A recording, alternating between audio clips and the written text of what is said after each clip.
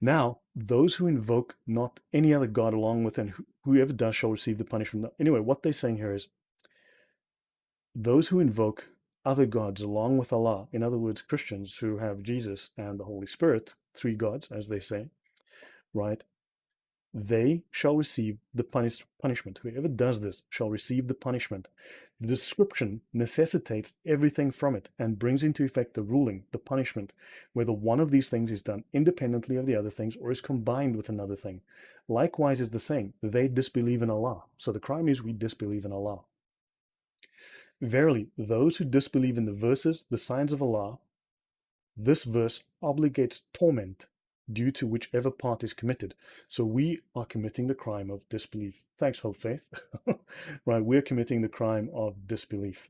So indeed, breaking the covenant permits their being fought, and criticizing the religion or any part of it is an emphasized part that obligates fighting.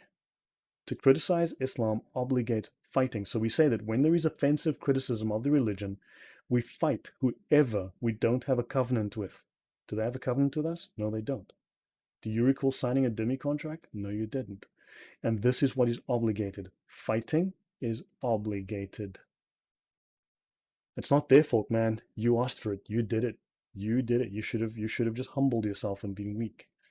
Right. So what is your opinion of people like Tariq Ramadan? Would you say this kind of person is worse than a radical as he veils the truth of his religion by his authority on the subject, or is he deluded?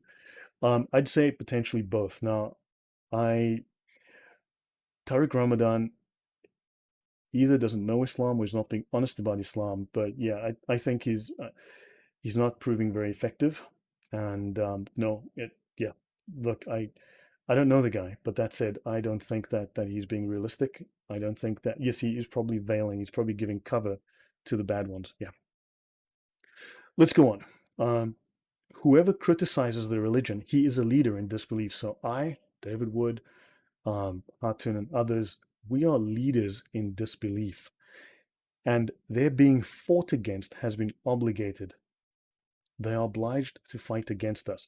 And when they say fight, I've covered this before under the doctrine of commanding the right and forbidding the wrong. First, give advice. Second, give sweet words. Then, abuse and revile with harsh language, with violent language, right? With disgusting language. Then, use force. Then, get friends and gang up. The next step is to actually get weapons, right? I've covered this in a show before. If you want, I can go through this in the Sharia later. But fight the leaders of disbelief. So yeah, we are to be fought. Now let's go on. Fight against them so that Allah will punish them by your hands and disgrace them and give you victory over them and heal the breasts of a believing people. So they are hurt. They are hurt that we have read their Sahih, which says that Muhammad was a disgusting, immoral man, and which they cannot acknowledge because that will make them apostates within Islam and they will be guilty of this major crime, not just a crime, and be killed. But we're reading their own text and we are simply reading them out.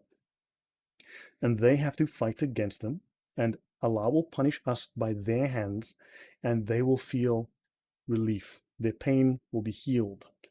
So Allah commanded the fighting of those who criticize the religion, and they will be punished and disgraced. The chests of the believers who have been hurt by their violating the covenant will be cured, and their anger in their hearts will leave.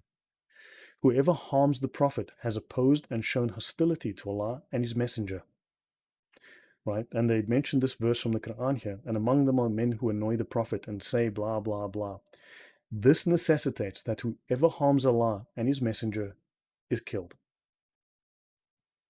Hopefully this message, it's a little repetitive. I'm going to stop in a few pages and I'll cover one or two other things from the Sharia. But this manual, this is a Sharia manual.